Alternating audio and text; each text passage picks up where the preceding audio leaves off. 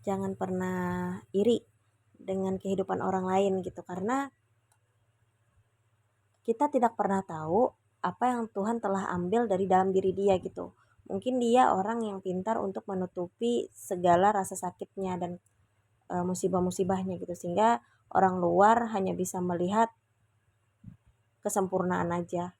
Lalu kita membandingkan diri kita dengan orang itu, padahal mungkin dari segi masalah dan ujian hidup lebih banyak dia gitu loh, tapi dia pintar untuk menutupi. Jadi jangan pernah membandingkan diri kamu dengan orang lain, tapi bandingkanlah diri kamu ini dengan diri kamu di masa lalu gitu loh.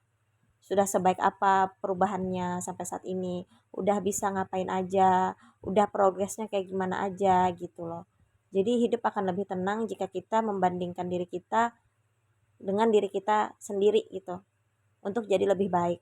Karena kalau kita membandingkan diri kita dengan orang lain, itu nggak akan ada habisnya gitu loh, karena patokannya orang lain gitu. Boleh kita menjadikan orang lain itu sebagai motivasi, sekedar motivasi. Kayak misalkan, wah aku pengen mencapai titik itu tuh. Ya udah kamu capai itu. Cuma jangan bandingkan diri kamu sama diri dia secara personal gitu. Karena setiap manusia itu menurut aku punya kelebihan dan kekurangan masing-masing. Mau manusia itu sesempurna apapun di mata manusia lain, pasti punya kekurangan. Karena aku mendapati banyak orang-orang yang terlihat sempurna, yang kehidupannya orang banyak iri, bahkan ternyata dia punya masalah yang benar-benar aku geleng-geleng gitu loh.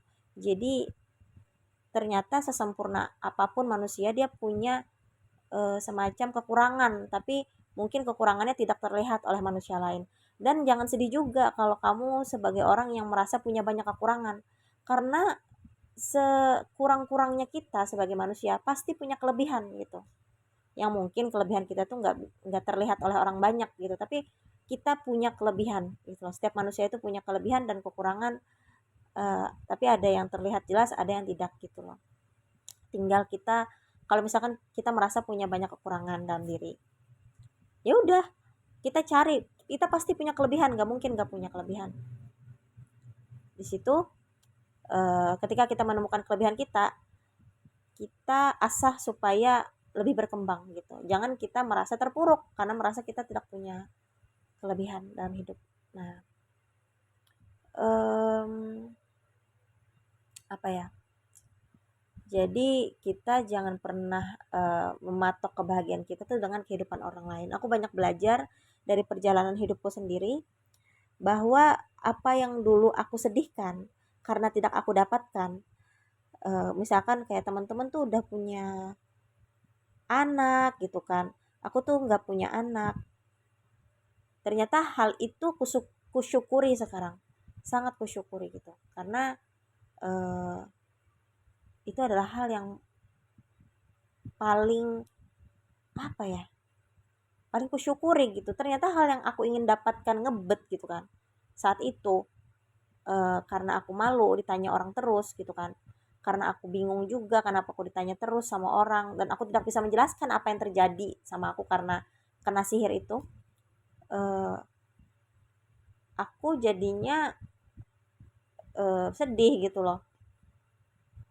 Ternyata ada sesuatu yang disimpan Allah karena penundaan itu ternyata.